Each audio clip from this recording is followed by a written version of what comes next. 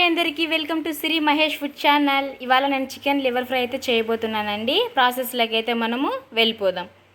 కొత్తగా మన ఛానల్ ఎవరైనా చూస్తున్నట్లయితే ప్లీజ్ సబ్స్క్రైబ్ చేయండి. నేనైతే 1/2 కిలో లివర్ అయితే తీసుకున్నానండి. అందులోనే రాళ్ళకాయలు కూడా తీసుకున్నాను. ఫస్ట్ వీటిని చాలా శుభ్రంగా అయితే మనం వాష్ చేసి పెట్టుకోవాలి. 1/2 టేబుల్ స్పూన్ కల్లుప్పు, 1/2 టేబుల్ స్పూన్ పసుపు, కాస్త కరివేపాకు అయితే వేసి ముక్కకి ఈ ఉప్పు అంతా పట్టేలాగా బాగా కలిపేసుకొని స్టవ్ పైన అయితే మీడియం ఫ్లేమ్ పైన ఉడికించుకుంటున్నాను. అదేంటోనండి, రిమైనింగ్ డేస్తో పోలిస్తే నాన్ వెజ్ ఉన్నప్పుడు నాకైతే చాలా తొందరగా ఆకలేసేస్తుంది. మీరు కూడా ఎవరైనా నాన్ వెజ్ లవర్స్ ఉంటే కామెంట్ చేయండి. మోస్ట్లీ అయితే మనకి ఒక 30% ఉడికిందండి. ఇప్పుడు మూత పెట్టేసుకుందాం. ఒక 5 మినిట్స్ తర్వాత మూత తీసి చూశాను. ఇలా అయితే ఉంది మనకు పీసెస్. ఇప్పుడు కొంచెం ఆనియన్ పీసెస్ యాడ్ చేస్తే మనకి నీచు వాసన అయితే ఉండదని మా అమ్మగారు అయితే చెప్పారండి. నేను దాన్నే ఫాలో అవుతాను చికెన్ చేసినప్పుడు అంతా.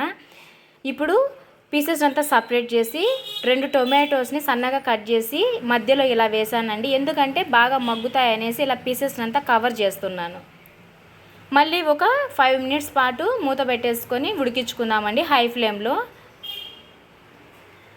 5 మినిట్స్ తర్వాత అయితే ఇలా అయితే బాగా మగ్గాయి టొమాటోస్, మనకి చూస్తున్నారా, ఇలా అయితే మగ్గాయి. ఇంతలోపు మనము మసాలా కోసం అయితే ఇవి ఇంగ్రీడియంట్స్ అయితే చూద్దాము.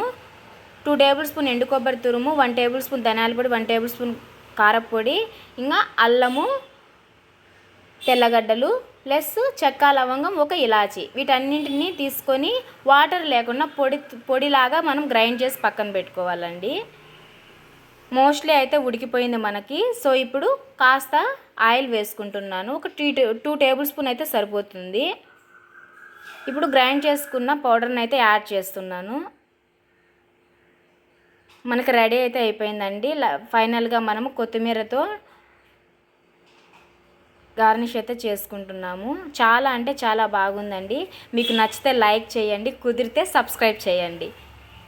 మరో కొత్త వీడియోతో అయితే మీ ముందుకు వస్తాను. అంతవరకు సెలవు.